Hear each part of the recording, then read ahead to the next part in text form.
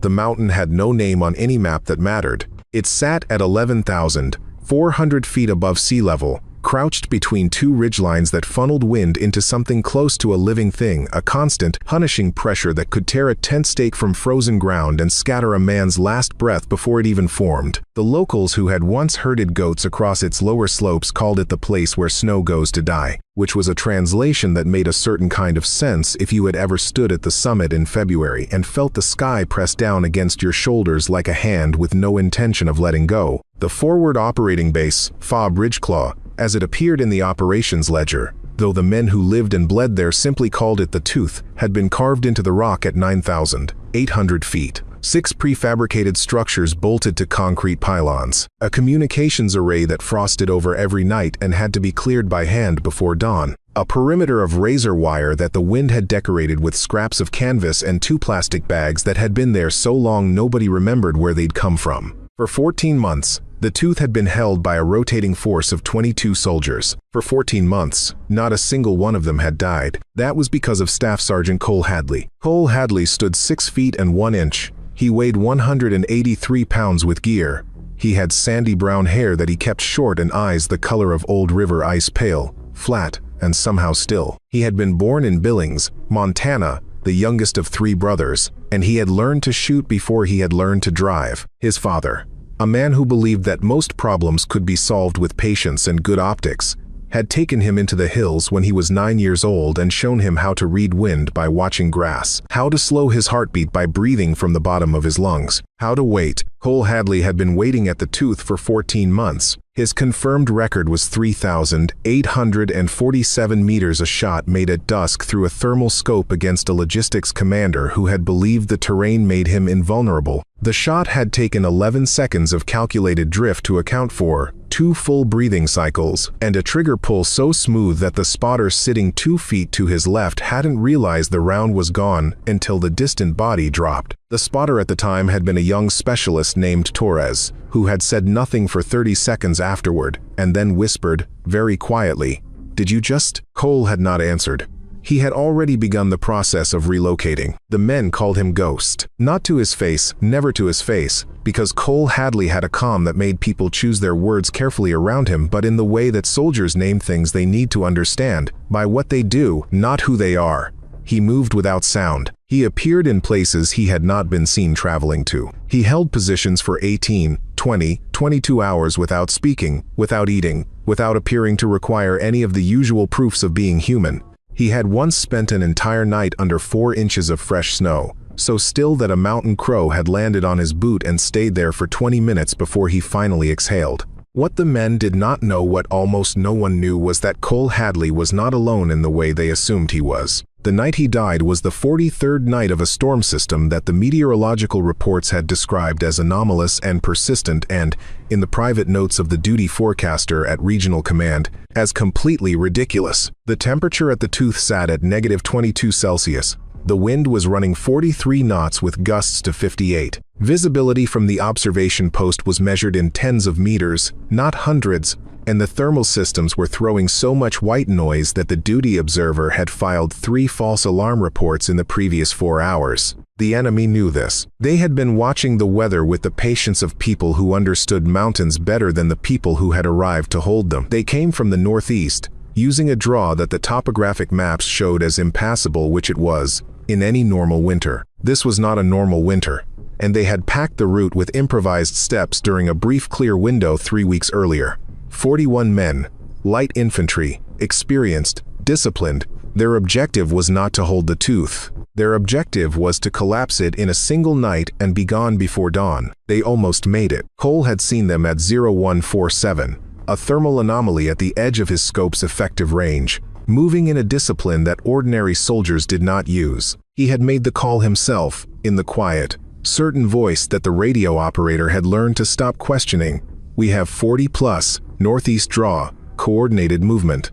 This is not a probe." What happened in the next 90 minutes was the reason they built the kind of memorial that requires a certain silence around it. Cole took 11 confirmed shots from his primary position before the suppressor's heat signature made the position untenable. He relocated once, in darkness and blizzard conditions, covering 400 meters of exposed ridgeline in under 8 minutes, something that, when recounted afterward by the two soldiers who briefly saw him moving, was described in terms that suggested it had not quite seemed physically possible.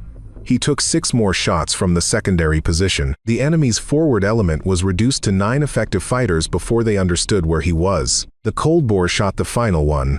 The one that the after-action report would describe as tactically decisive was made at 0312 through 34 knots of crosswind at a target range of 2,903 meters. The target was the enemy's operational commander, identifiable by the communications equipment he carried, moving behind a rock formation that provided cover against everything except a shot from an elevation that should have been impossible to reach in those conditions. The round found him. 2 minutes later, a mortar round found Cole. The communications array went silent at 0319. By 0400, the enemy had withdrawn not because they had achieved their objective, but because the psychological collapse of losing their commander in conditions that should have made accurate fire impossible had broken something in their formation that discipline alone could not rebuild. They left 8 dead on the approach route and took their wounded with them. At 0600, when the storm briefly thinned, the soldiers at the Tooth went to the secondary sniper position. They found the rifle, they found the blood, they found the brass. They did not find Cole Hadley. What they found instead, in the snow beside the scope, was a small object that the soldiers passed between themselves in silence.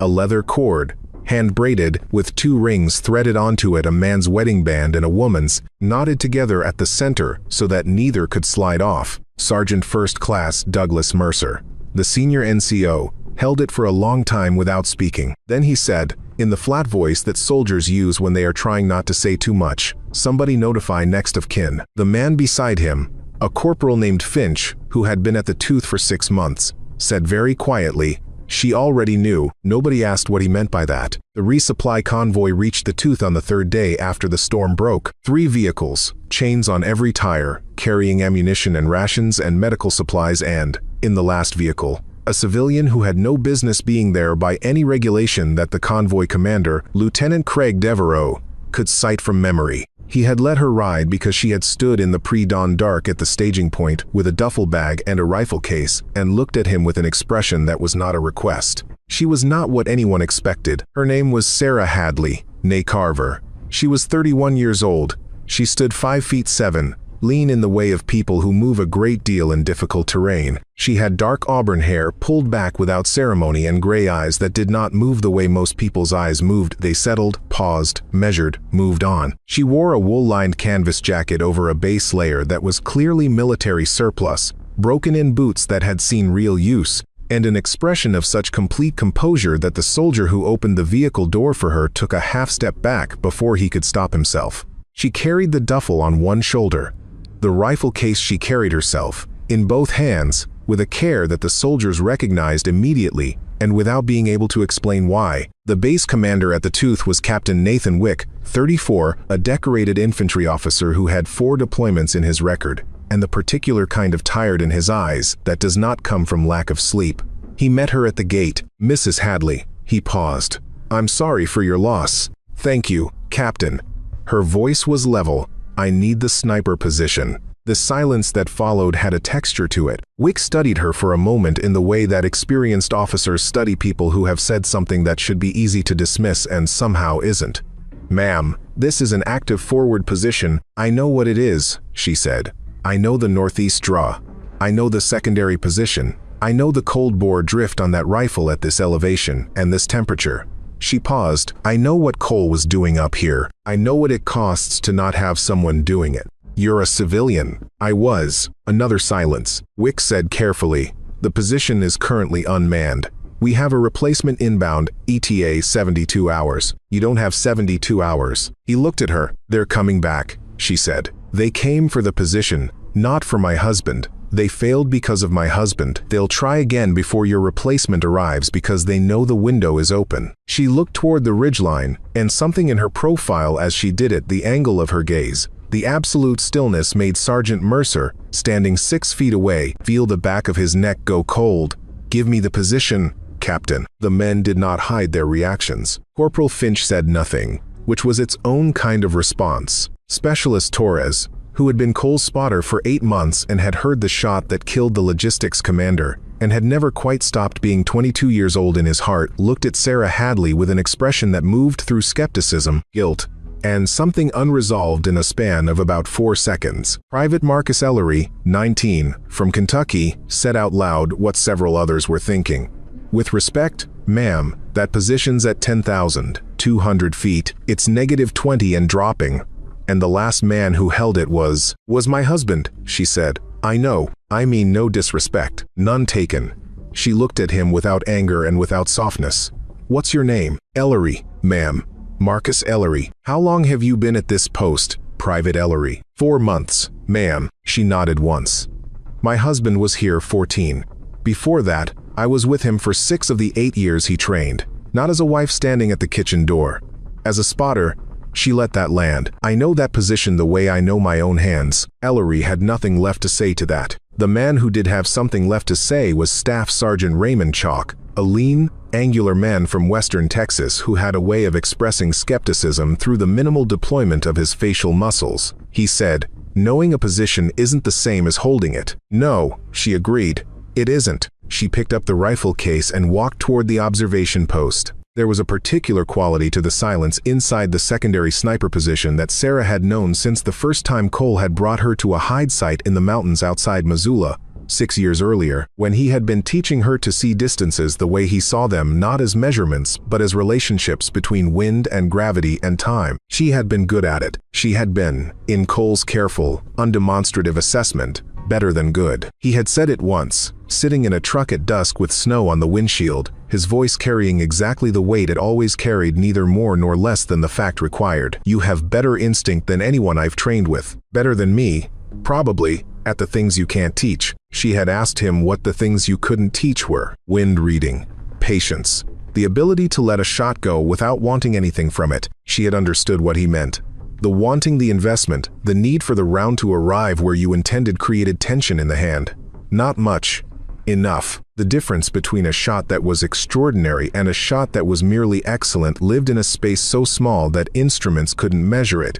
Cole had called it releasing, the way a pianist releases a key. Not dropping it, not abandoning it. Releasing. She had learned it in a frozen field in Montana while her husband watched through a spotting scope and said nothing except, occasionally, the precise number of a wind correction she had already made. She had left the work 5 years ago, not because she couldn't do it, because they had decided together, sitting at a kitchen table in Billings with coffee and a map of the next several years of their lives spread between them, that 2 people in the same discipline at the same level created a particular kind of risk that wasn't worth taking. One of them needed to step back. Cole had more seniority, more record, more of the specific kind of institutional trust that the work required. Sarah had agreed without resentment, because she understood the math, and because she trusted the man who had taught her everything he knew. She had taught outdoor education in Montana for 3 years. She had guided hunting expeditions. She had stayed close to the mountains, and the weather, and the patience that the work demanded, and she had been, by any reasonable measure, content. She had also maintained her skills the way a craftsman maintains tools that are not currently in use but are too valuable to let degrade. Cole had known.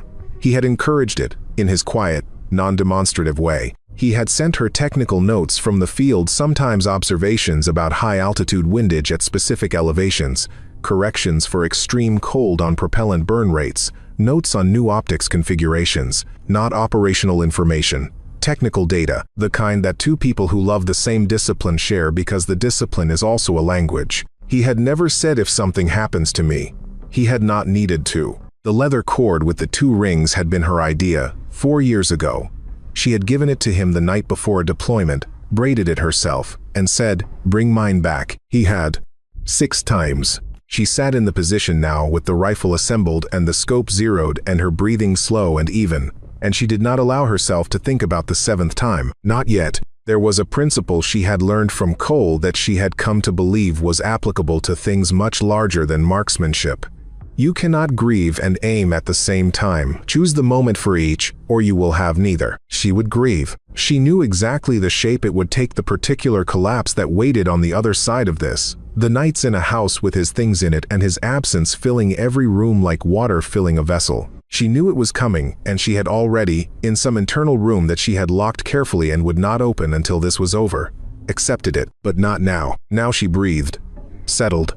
Read the wind with her eyes and her skin and the part of her that Cole had trained to listen to the mountain's language. She waited. They came back on the second night. It was Finch who called it, First Corporal Adrian Finch, who had been Cole's most reliable observer during the last 3 months, and who had a quality of attention that Cole had noted in one of his field reports as unusually dependable for a man who talks too much. He saw the thermal signature at the edge of the northwest sector at 2,230 hours and said, very quietly into the radio, movement, 2 positions, coordinated. This is different from last time, they're coming from a different direction. The northwest sector was the one the secondary sniper position could not cover cleanly. Wick heard this and felt the precise flavor of dread that comes not from fear of the unknown but from recognition of a competent opponent adapting to what they've learned. They've reconnoitered, they know where the primary position was, they know the secondary position's blind angle. He sent 2 fire teams to reinforce the northwest perimeter and got on the radio to Devereaux at the staging area. We need that replacement in 24 hours, not 72. Devereaux's answer was not good. The approach road had been hit by another storm system. No vehicles until morning at the earliest. Possibly 36 hours. He was sorry. Wick put down the radio and looked at the wall of the communications shelter for approximately 3 seconds. Then he picked it back up and called the observation post. Mrs. Hadley, I see them. Her voice was as level as he had come to expect from her in the 18 hours she had been on post. They're not coming from the northwest. Wick paused. Corporal Finch has thermal on 2 positions, those are decoys. A pause, not hesitation. The pause of someone confirming a calculation. There's movement in the eastern couloir. Small 4, maybe 5 men. Moving very slowly, they want us looking northwest. Wick was already pulling up the topographical reference. The eastern couloir was an ice-choked gully that his operational briefing had rated as impassable under current conditions. Negligible threat vector. You're certain? No. Another pause. But the 2 signatures in the northwest are too clean. Too visible for a coordinated unit that planned this operation. Someone wants us to see them. He made the call. Split the fire teams. Sent Mercer's squad toward the eastern couloir with orders to move quietly, and told Finch to maintain observation on the northwest signatures without engaging. At 2,317, Mercer's squad found boot prints in the eastern couloir. Fresh. 4 sets. What followed was not a battle in the conventional sense. It was 3 hours and 40 minutes of cold, methodical pressure, a force of approximately 30 fighters using the terrain with a fluency that said these mountains were not foreign to them, executing a pincer movement that had been designed to exploit a gap in the perimeter that existed specifically because the primary sniper post was empty. The fire teams held. Barely.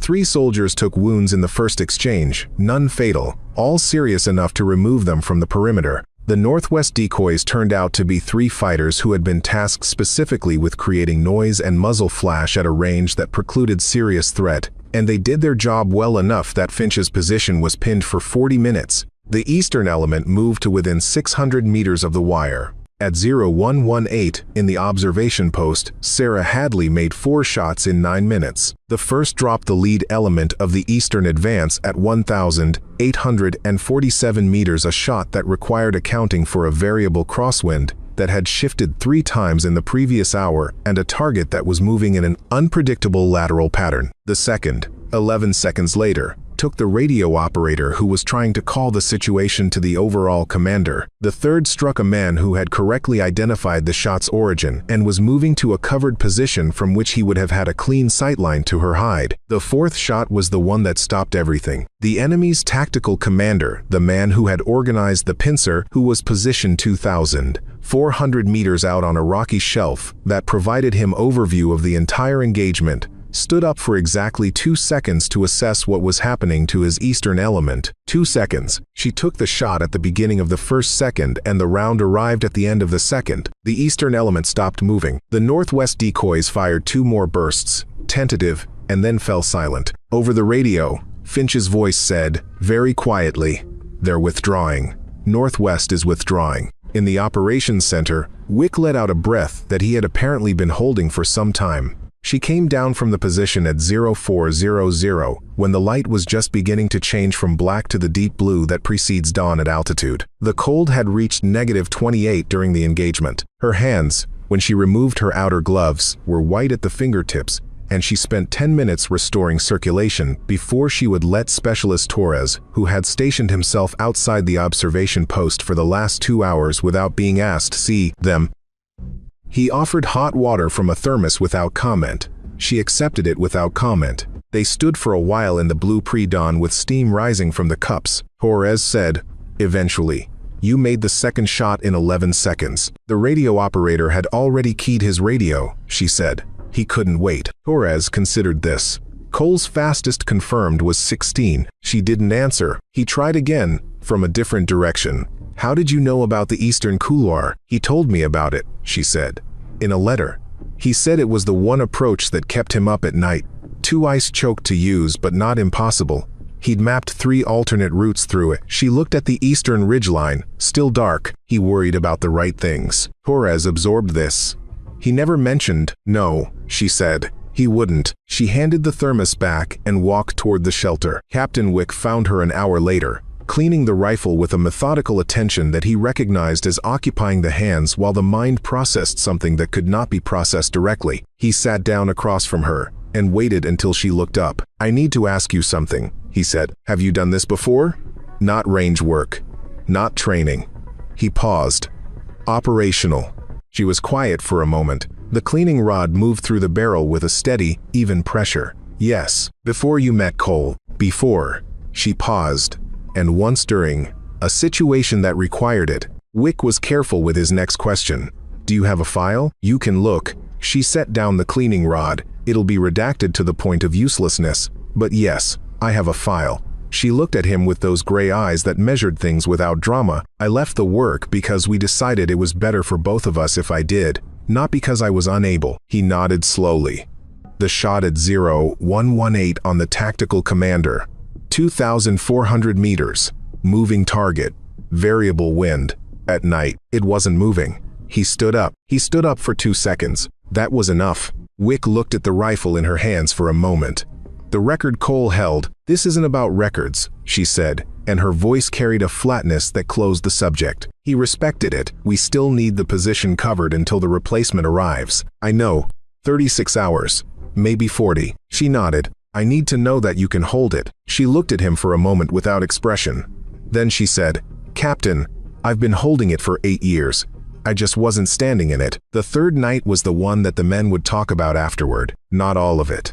Not the tactical details. Not the engagement sequence. Not the ballistic data that would eventually find its way into a report that only a handful of people would ever read. They would talk about a specific quality of that night, the strange, suspended feeling that had settled over the tooth in the hours between midnight and dawn, when the wind dropped to something almost still and the stars came out for the first time in weeks and the mountains seemed to be waiting. Corporal Finch said, years later, that it had felt like the moment before a musical performance when the audience goes quiet and you can feel the collective holding of breath. Ellery, who was 19 and from Kentucky and had never been particularly given to metaphor, said it had felt like the mountain itself was paying attention. The intelligence came in at 2200 from a forward listening post 2 ridges east.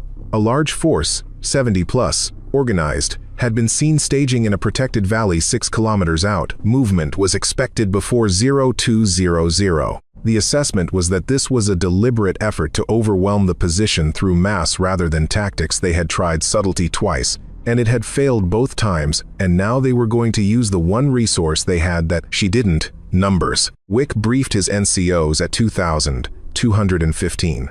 He had 21 effectives, 3 wounded who could hold a perimeter position but not maneuver, and no reinforcement coming for at least 18 hours. Mercer looked at the numbers on the briefing board and said, with the particular economy of a man who had been doing this long enough to waste nothing, "We need the position to work twice as hard tonight." Nobody said anything to that, because there was nothing to say. At 2,230, Sarah Hadley climbed to the observation post for the 3rd consecutive night. She had slept 4 hours in the previous 48.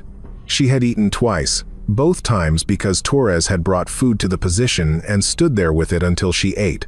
She had not spoken much. What she had said had been functional, precise, and unremarkable, except for its accuracy. She had called 2 weather shifts correctly, 1 enemy movement correctly, and 1 situation that had looked like a threat but wasn't, correctly. At 0041, the forward listening post reported movement. At 0112, she acquired the first target at the edge of the instrument's capability, nearly 3 kilometers, in conditions that were, by any technical standard, not optimal for a shot of that distance. She waited. Torres, in the observation post with her tonight by Wick's order, watched through the spotting scope and gave her the wind call in the quiet, practiced shorthand of a trained spotter. 7 knots, left to right, variable, gusting to 12 at 500.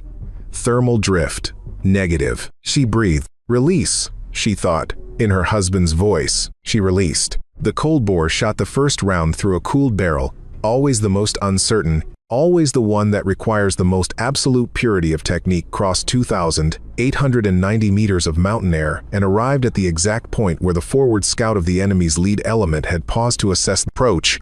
The scout did not complete the assessment. Torres said nothing for 5 seconds. Then, very quietly, he said, "That's a cold bore at 2,890. She was already calculating the second target. What followed was an hour and 50 minutes that Torres would later describe, in the plainest language he could find, as the most technically extraordinary thing I have ever seen in this work, and I saw Cole Hadley operate for 8 months. She took 11 shots. 11 rounds, 11 confirmed. The distances ranged from 1,400 to 4,112 meters. The 4,112 meter shot, the one that ended the engagement by removing the force commander from his position on a ridgeline that he had believed was outside any effective range, was made at 249 inches, a wind that had returned to 34 knots, through a weather front that had reduced visibility to the point where Torres initially said, "I don't have a target at that range. I don't have a target," and she had said, "I do," and the shot had gone. The round crossed 4.1 kilometers of mountain air with a flight time of approximately 4.8 seconds, during which the wind moved it, gravity pulled it, the rotation of the earth beneath it introduced a Coriolis drift of several centimeters, and the air density at altitude reduced the ballistic coefficient by a factor that required mental arithmetic of a kind that most people find it difficult to perform while sitting still in a warm room. She was lying in -26 degrees of cold on a rock shelf at 10,200 feet. The round arrived. The engagement ended. Among the 73 men who had approached the tooth that night, 17 would eventually give accounts of the engagement that the intelligence analysts found consistent enough to compile. What emerged from those accounts was less tactical than it was psychological. The force had expected resistance. They had expected defensive fire, the rattling automatic response of a small unit under pressure, the kind of engagement that produces attrition on both sides and is measured in ammunition expenditure and casualty ratios. They had prepared for that. What they had not prepared for was silence. The shots came from an elevation and direction that changed subtly between each one, a pattern that suggested either multiple shooters moving with impossible coordination or a single shooter relocating between shots at a speed that the terrain should not have permitted. Each shot was clean. Each shot was decisive. Floral ashen rounds. There was no suppression, no area fire, no wasted rounds. Each one found a specific person and stopped them doing a specific thing, and there was no sound. Not the absence of sound. The mountains always had sound, wind and rock, and the distant percussion of their own feet in the snow. What the survivors described was closer to a quality of sound. The shots arrived without the crack and boom that firearms produce in normal conditions, muffled by suppressor and distance, into something felt rather than heard. A pressure in the air more than a noise, and followed by the kind of silence that expands rather than contracts. One man, who had been 3 positions behind the force commander when the final shot was made, later said that the moment the commander fell, the 52 remaining men had simply stopped, not retreated, stopped, as if the machinery of their advance had lost its motive principle. Another man said, "We thought we had killed the ghost. We thought the mountain was empty, and then the mountain showed us it was not empty." A third, younger, said something that the analysts flagged with some uncertainty. It was different from the ghost, more patient, like the mountain itself, had learned to shoot. In the operations center at the tooth, Wick was listening to Finch's running position report when the advance stopped. He waited 30 seconds, a minute, 2 minutes. Then Finch's voice, with something in it that Wick had never heard from the corporal before, a kind of restrained "Ah,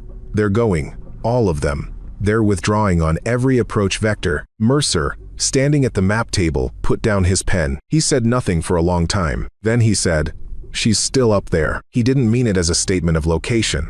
Everyone in the room understood that. She came down at 0430. The tooth was quiet in the particular way that follows sustained stress, men standing or sitting with the posture of people who have been tight for too long and are now carefully, slowly releasing it, the way a cold muscle releases. Torres met her at the base of the observation post path again. He had the thermos again. He looked at her for a long moment. She looked back at him. He said, 4,112 meters. She didn't answer. Cole's record was 3,847, he said. I was the spotter. I remember every number. I know you were, she said. That shot tonight was necessary, she said. That's all it was. Torres looked at the thermos in his hands. He told me once that the longest shot he'd ever heard of, not confirmed, just claimed, was around 4,000. He said it was possible, but he'd never seen the conditions line up right. He paused. He never said anything about tonight's conditions. No, she said. He wouldn't have, because he hadn't seen them. She looked at him with those gray eyes for a moment. Because he trained for them. She took the thermos. And because he knew I was listening. Torres absorbed this for a long time after she'd gone. By mid-morning, the story had moved through the 21 men of the Tooth in the way that stories move through small, closed communities. Not as narration but as accumulation.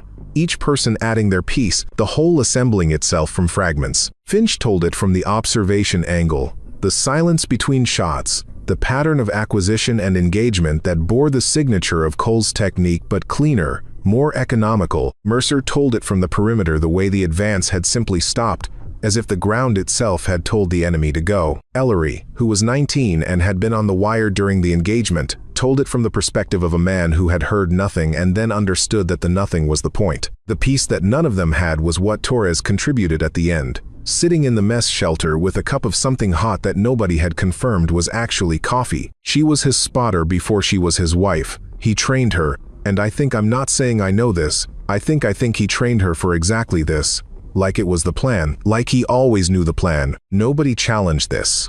It was the kind of thing that is true in a way that goes beyond whether it is literally accurate. Captain Wick found her in the communications shelter, writing. She had a notebook, small, spiral-bound, the kind available in any civilian stationery aisle, and she was writing in it with the focused attention she brought to everything. She did not look up when he entered, and he waited until she reached the end of a line. The replacement arrives in 4 hours, he said. Good.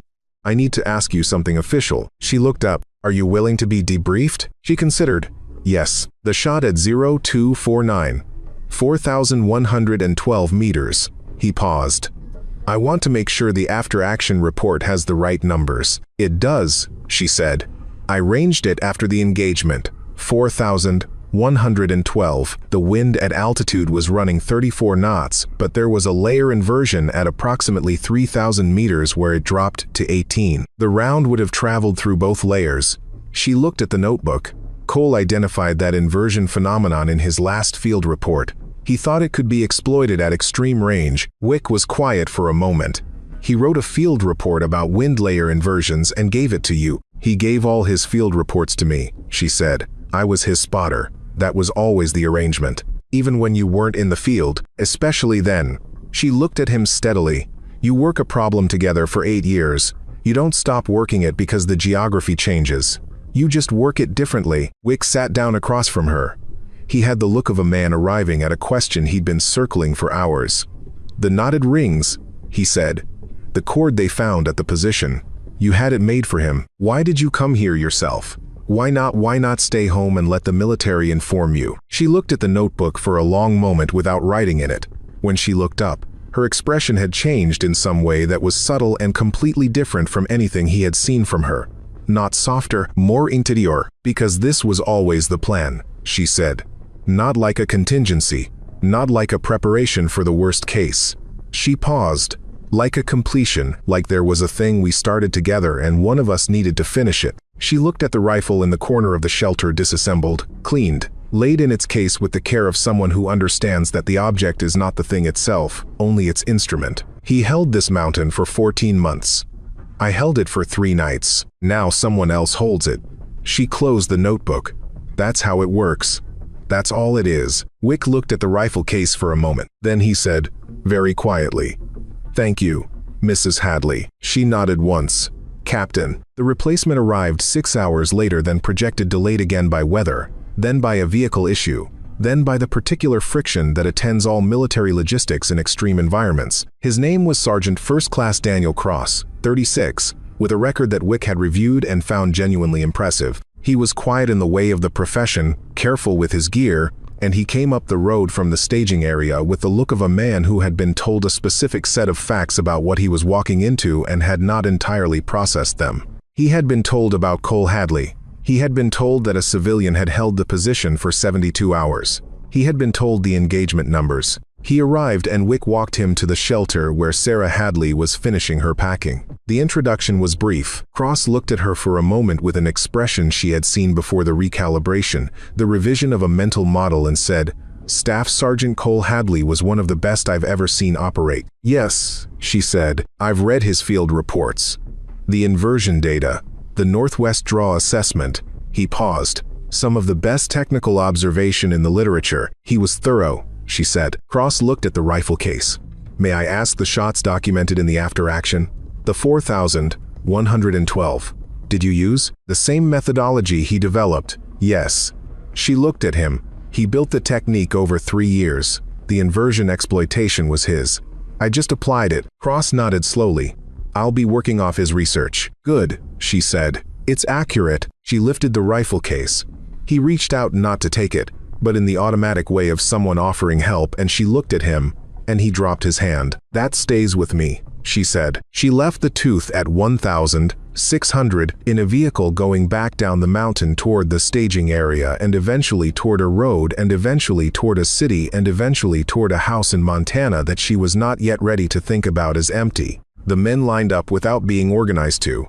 Nobody told them to stand at the gate. They simply appeared there, Finch and Torres and Mercer and Ellery and the others, 20 men in gear in the cold, standing in a line that was not quite formal but carried the weight of something formal. She walked past them slowly. She did not stop. She did not speak. She looked at each face, briefly, with the measuring attention that was simply how she looked at everything, and each man held the look and felt something pass through it that none of them had a ready vocabulary for. Ellery, who was 19 and from Kentucky and had come to this place knowing nothing about what patience or precision truly cost, found that he was standing very straight. At the gate, she paused. She turned back and looked at the observation post, the secondary position, 10,200 feet, the rock shelf above it where the rifle had been for 3 nights. The morning light was doing something particular to the snow on the upper ridgeline, turning it a color between gold and white that belonged to the brief period just after sunrise when the mountain showed itself most clearly. She stood there for 10 seconds. Then she got into the vehicle. Torres watched the vehicle until it disappeared around the first turn of the descent road. He said,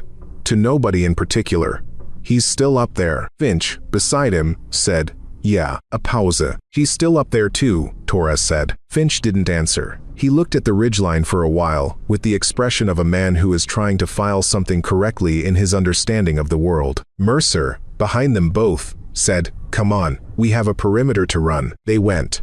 The after-action report was filed 22 days later by Captain Nathan Wick, who spent 3 evenings on it because he wanted the language to be correct. The technical sections were straightforward.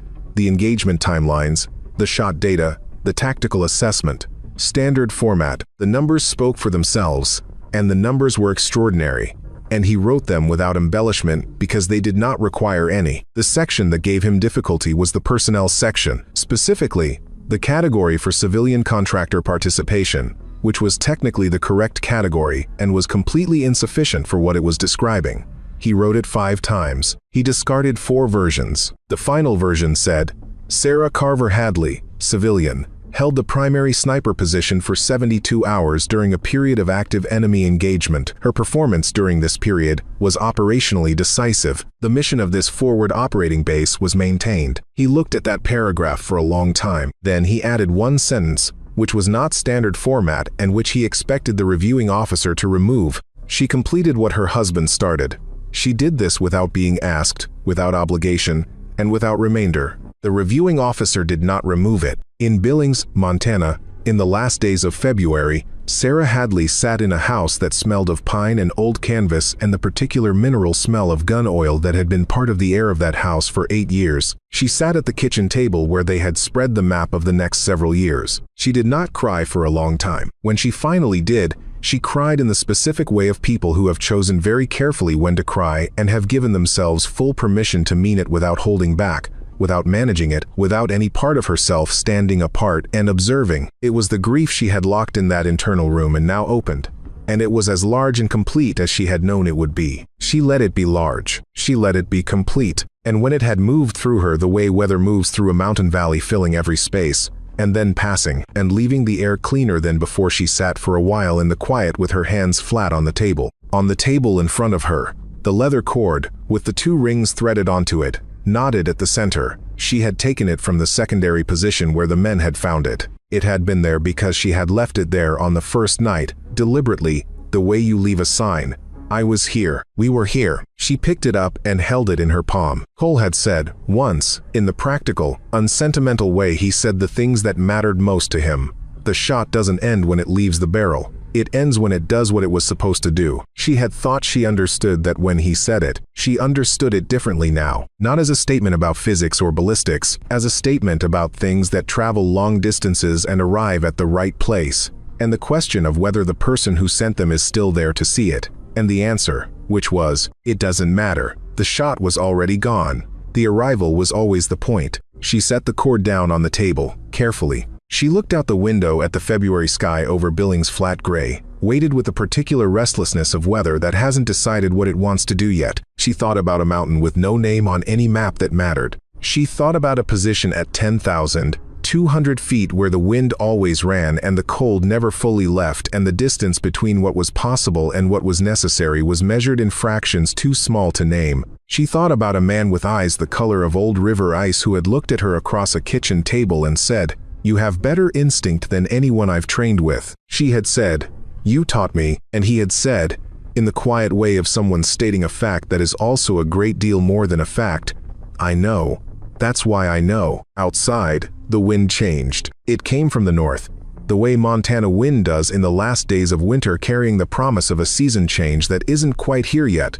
Cold still in it, but differently cold, the cold of endings rather than the cold of depths. She sat at the table a while longer. Then she got up, put the cord in the pocket closest to her heart, and went to work. The mountain kept the position for the rest of that winter, and the one after, and the ones after that, not because of the man who had held it first, not because of the woman who had finished what he'd started, but because both of them had taught someone, Sergeant Daniel Cross, who had read the field reports, who had worked the technique, who had held the position through 3 more winters, and passed the methodology to the man who came after him, who passed it again, that the work was not about any single person. It never had been. The work was about what you leave behind, not in the ground, not in the record books, not in the reports filed in triplicate and reviewed and archived, in the air. In the wind reading, in the patience of a trigger pull that releases without wanting, in the specific silence that follows a shot that was never about the shooter. The ghost never left the mountain. He just changed the shape of what he haunted.